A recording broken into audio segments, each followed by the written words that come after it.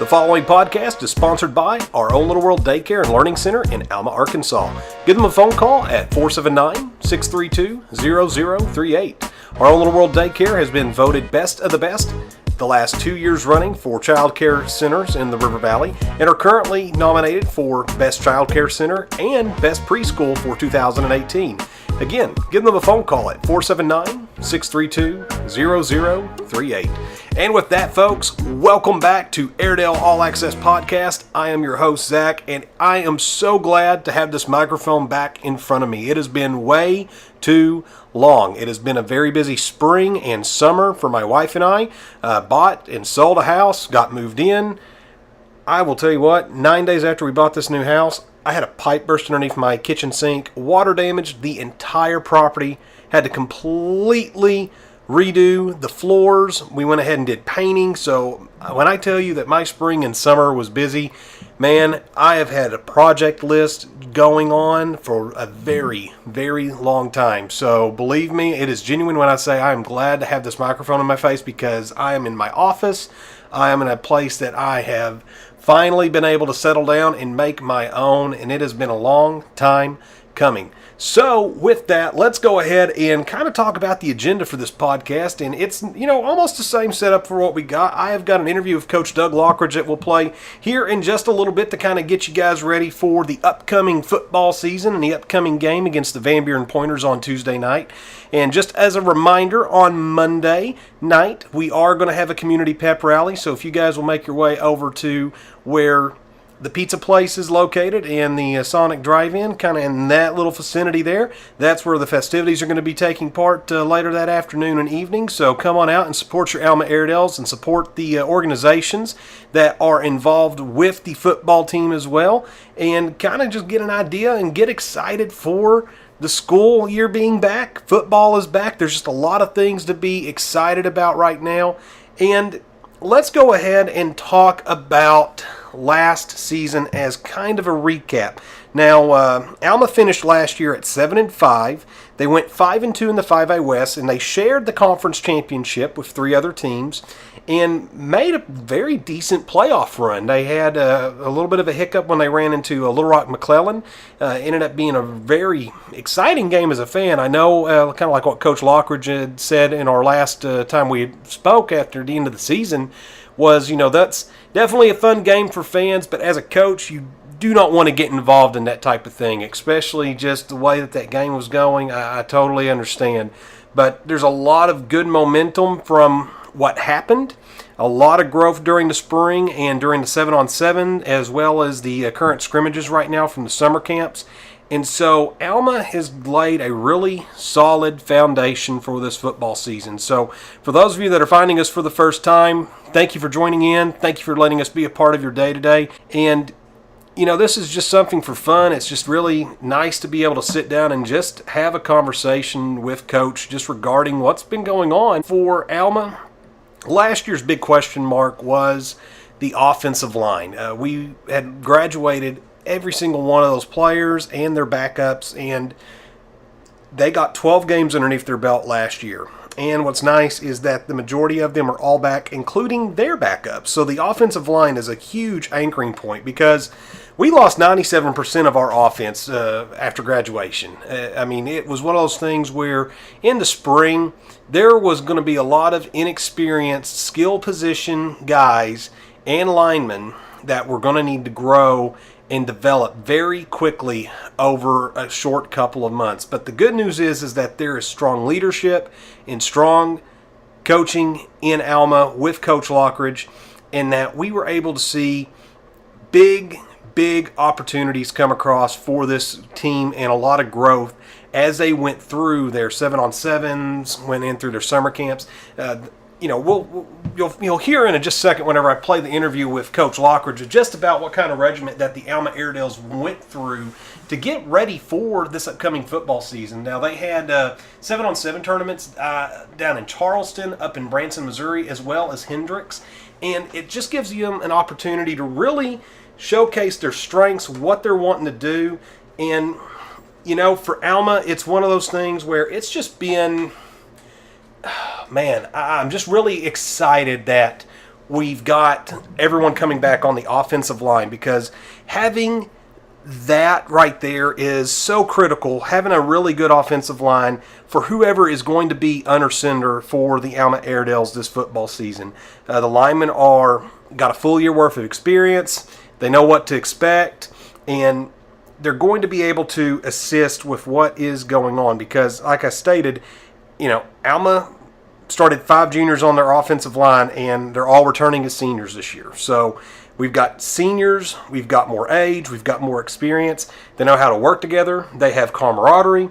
They have had an outstanding year in the weight room. And if you have not seen the pictures off of Airedale Nation's Facebook page on the new updates to the Alma weight room, take a moment after this and go find that and look at it. It is just crazy what type of equipment we are able to provide for our student athletes.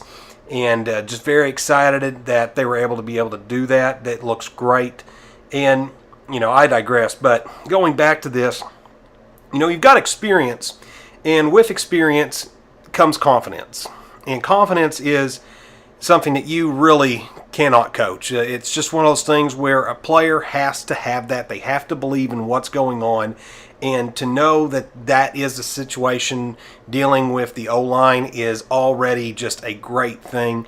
And one thing that was coming out of last football season is who was going to be under center for the Alma Airedales at quarterback. And we had 3 players that were already leading the way on this. And offensive coordinator Chris Gunter spent the whole spring and summer with these guys. But we've got Tanner Shelton, Austin Fraley, and then we've got Landon Blair. Now, each of them, Coach will go in as we get closer to our interview portion here, where he'll talk about what he has seen from all 3 of these players, what they all 3 bring to the team from an offensive standpoint. And so, they usually will practice both sides of the ball with everyone.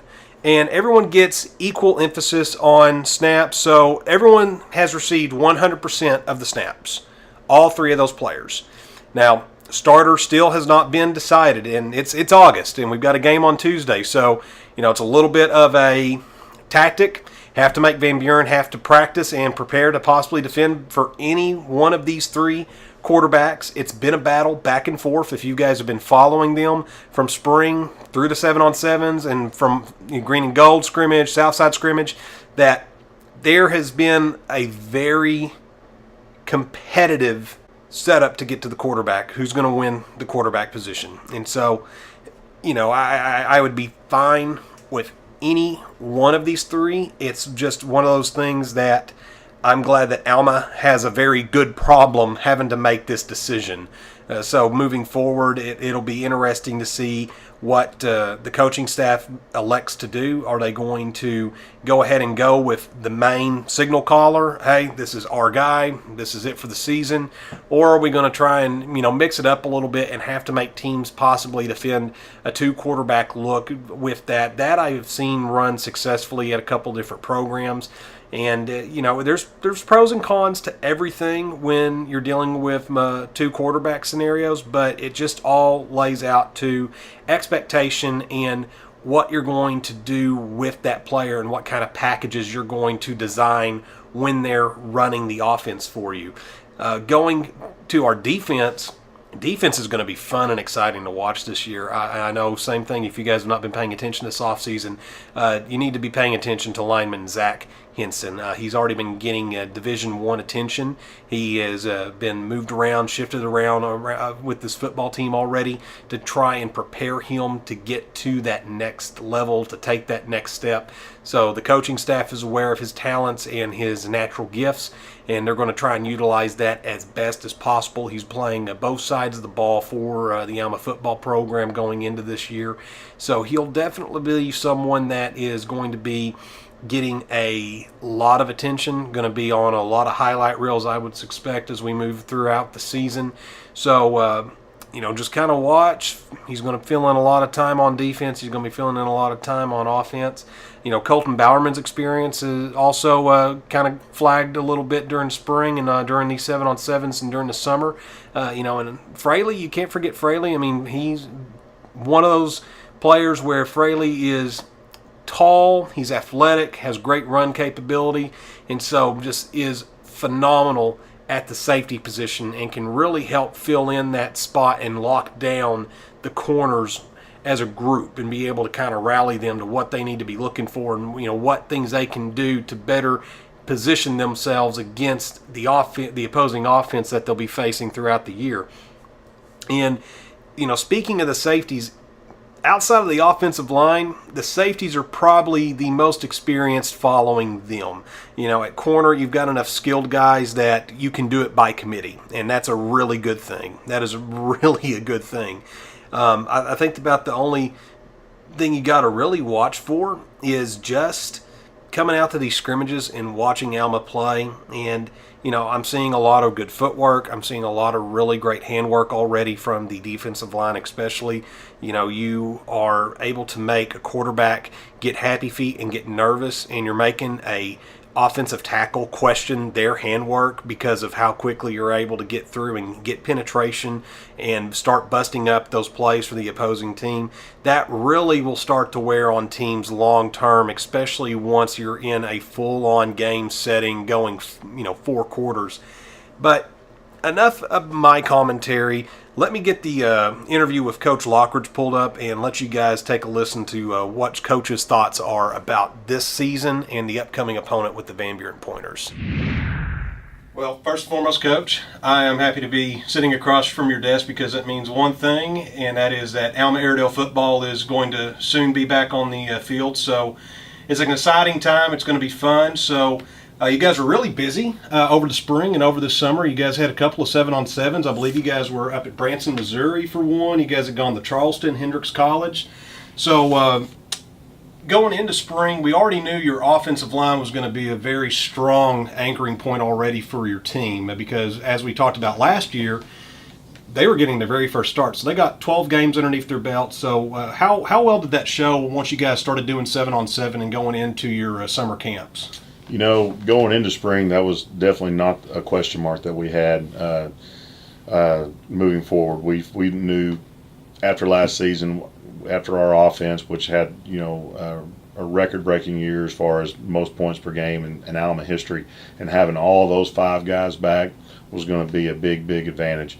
Last year at this time we were talking about the offensive line, how big of a question mark they was going to be. Also breaking in a new offensive line coach, with Coach Chris Smith coming on board. But I'll tell you, he did a phenomenal job with those guys, just building not only turning out great offensive linemen, but building the relationships with those guys to get every ounce of energy and everything he could out of those guys. And to have that coming back is a big comfort factor. We are without one going into this year with Nate Alexander. Nate came down with a serious illness over the spring, and he's just trying to get back to where he can operate day to day and get back in here with us and try to be here for his team. So with that point, we've had a junior step up with Nick Archer. We've also had the ability to move Zach Henson, which we're thinking at the next level could be a center. We also got a sophomore with Seth Cole that could jump in there. So we got some different things that we can do. Either way, we feel good about all those 5 that we have up there. But going into spring, which our spring starts, we start bringing kids in early April, go through spring ball and in the 2 weeks in May, and then we go right into 7-on-7 season. And this year we went right into the Conway or the Central Arkansas 7-on-7. Didn't have a great outing there, but we grew as the tournament went on.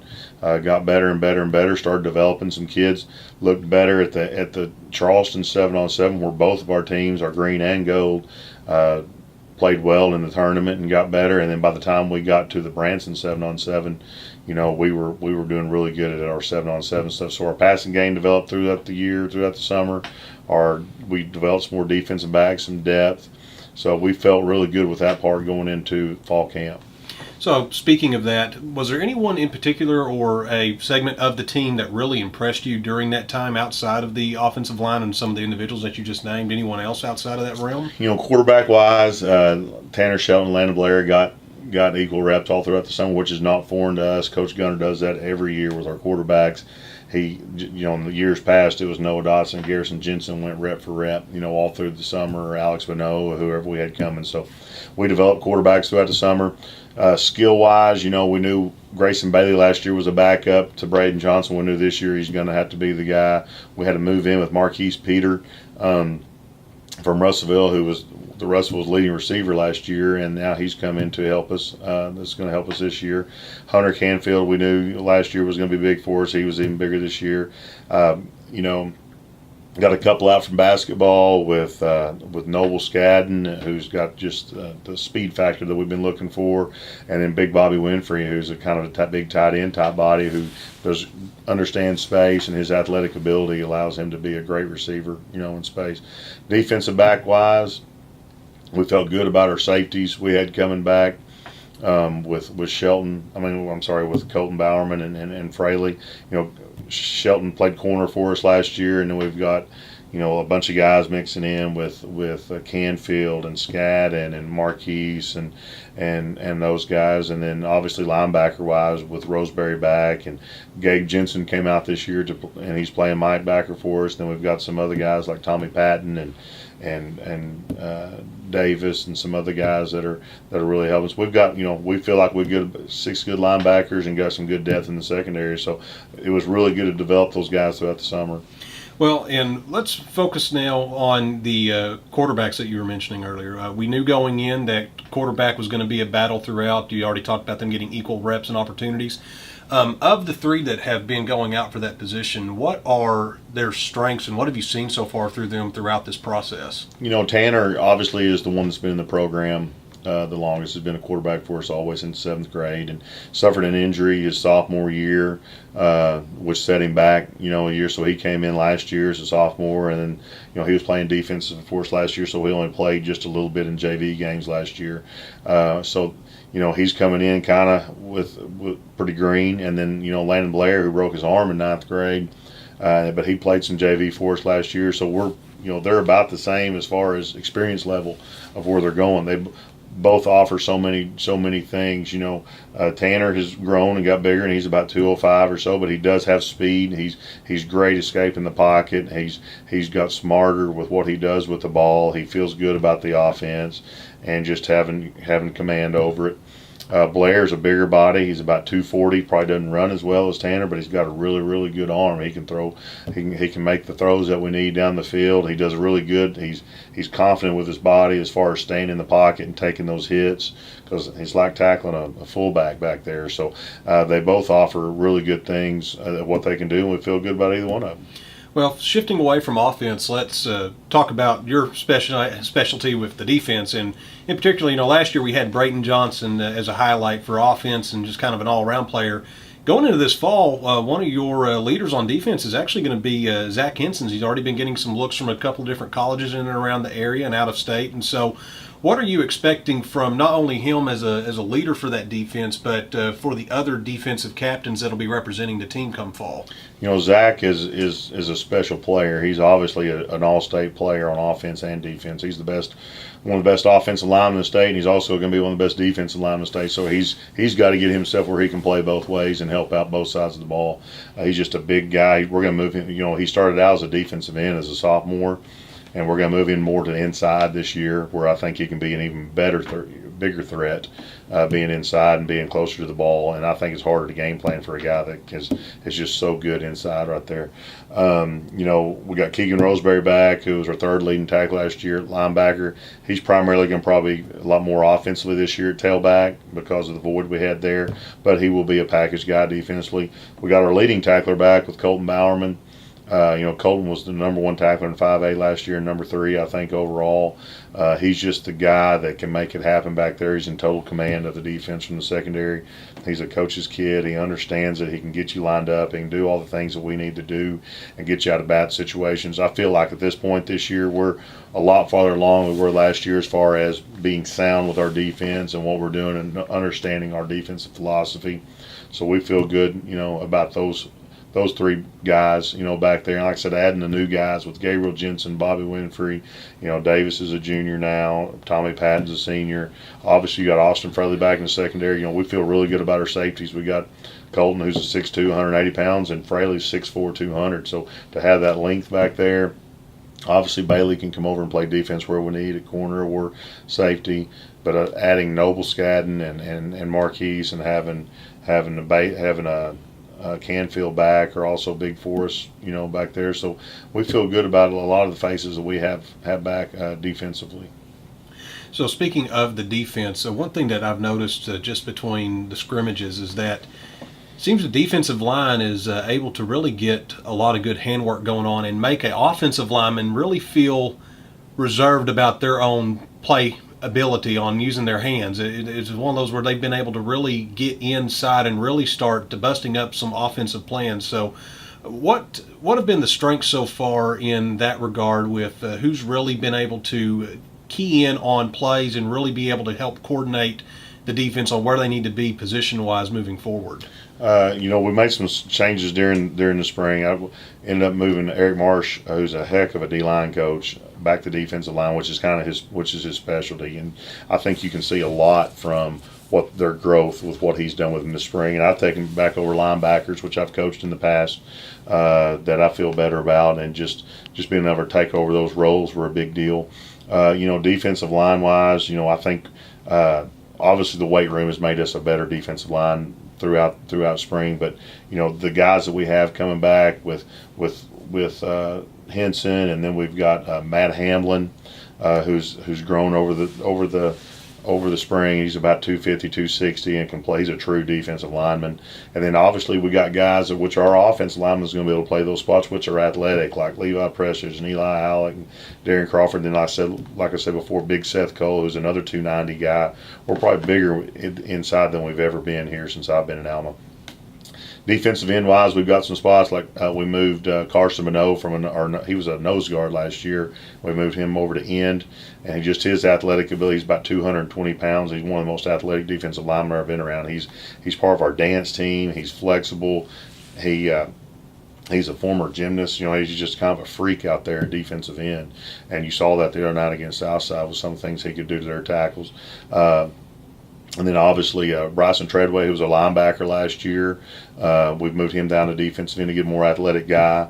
And then we've also got Garrett Richmond, which both those guys split a spot on offense so they can work with each other. And then a sophomore, Nate Whalen. Nate just came on in fall camp. This dude's 6'6", 6'7", about 210 pounds, and the length that he has really gives the offensive lineman problems. So we feel good about the guys we can put up front. Well, and you mentioned Coach Marsh earlier beforehand, and I don't know if everyone's aware of this yet, but one of the things about the football program is you guys work hard, but you also like to play hard. And so Coach Marsh came out today and unveiled a nice little souvenir for your defensive players. If you want to talk to Airedale Nation about that one. Yeah, if you watch college football and the things that goes on, high schools, a lot of those things bleed over to what you want to do in high school ball, and we just wanted to do something to amp up our defense, to give you more incentive. And one of the things we lacked on last year was turnovers and creating them. And obviously turnovers are created; they're not given. And we wanted to do something to put an incentive or something to try to make those things happen. And one of them we came up with. He found online a big, which Coach Marsh is a big wrestling fan, so he found a big wrestling belt that is big enough to fit our biggest guy. It's a big old thick wrestling belt with a rocking A in the middle and the two dog heads on the side, and it says Airedale Defense. And we've came up with a plan for in game kids that get turnovers get over to the sideline, and that belt's sent to them. We take a picture of it, and they own that belt until the next person gets a turnover. So it's going to be a big deal, and then that guy will be the turnover king at the end of the season as far as keeping the belt for that final year. Well, and speaking of keeping the belt, you guys do have a title that you have to maintain and make sure stays in Alma. You've got the Battle of the Bone game against Van Buren upcoming on Tuesday. Got a community pep rally on Monday night. So what has been the focus this last couple of practices going into a rivalry game? I know there's a lot of energy involved and there's a lot of distractions because how close these communities are. A lot of folks will graduate. They'll be working together, so there's a lot of office chatter that will happen. So what have you guys been doing to really keep the focus the main thing and not let all the distractions and stuff that are going to be coming up really get into their heads? Well, we've done a really good job, our coaches and staff, I think, approaching it one day at a time. Our kids, though, they understand. They've played in big games. They've played in conference championship games. They've played in playoff games deep in the season, and they understand big games, so they don't. I think their nerves are calm. We talk about all the time, to be able to absorb the quarter or quarter and a half of emotions and then get ready to play. Like I said, most of our guys are multiple sport guys, so just like Tanner, our quarterback, he's also a great basketball player. He's at the free throw line with 2 seconds left to win a game. Those guys are able to take on big important parts of ball games, and they're able to block everything else out. So our guys, they're excited about it, but they know the main important thing is we've got to go out and play the way we play, and let all the other stuff, all that stuff is up to the fans. And all this is not any fun if we don't get the bone back over here for 8 in a row. So they're excited about it. We're looking for a big ball game, but I don't think it's not been a hard job keeping those guys from not getting distracted or anything like that, just because they're used to it.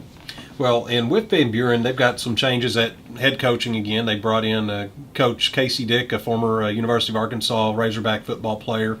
They hired him back in the spring, and so he's been rehauling that offense as well as their defense. So at this stage, what have you been able to notice with Van Buren? What can we expect to see from the Pointers on Tuesday night? Of course, Coach Dick coached up at Bentonville West with one of my friends, Coach Pratt, and obviously he's bringing a lot of their offense system, I think, with them. Their big thing is speed and tempo, and they want to try to keep you from getting certain players on the field and snapping as fast as they can, and not able to sub or get your packages or calls in. So obviously, we see that every day with our offense. That's not going to be anything new for us. This is my 5th year as a head coach here, going into my 6th, and this is my 3rd head coach we've had to prepare for here. So I think with the things that we do during the summer, it gets us ready for week 1 because we see so many different things. But offensively, that's what I think they're going to try to hang their hat on. They got a skilled quarterback that can run it with the Morrow kid. They've also got a backup that's athletic with a sophomore, and they've got a big old tight end they like to try to get the ball to. But it's just going to come down to us doing what we do, playing sound football, being able to run our base things, and just not getting rattled, and not get rattled by the tempo, which I don't think we will. Not get wore down. I think we've got enough depth at each position. That's not going to be a problem. So, and just going out there and playing. When first game comes down to blocking and tackling, and if we can block and tackle better, then I think it's going to be one of the keys to our success in this big ball game. Well, Coach, I appreciate your time. I'm looking forward to being able to sit down and visit with you as we go through the season. And other than that, go Airedales. Go Airedales. Well, folks, just like Coach said, go Airedales. Hope to see you out at Airedale Stadium on Tuesday night, August 28th. Kickoff is scheduled for 7 o'clock for the Battle of the Bone. Hope to see everyone out there. Be loud, be supportive, cheer on your Alma Airedales as they look to go for their 8th straight Battle of the Bone victory in the rivalry. It's going to be a great atmosphere for high school football. And again, hope to see you there. Thank you for letting us be a part of your day. And wherever you are, remember, go Airedales.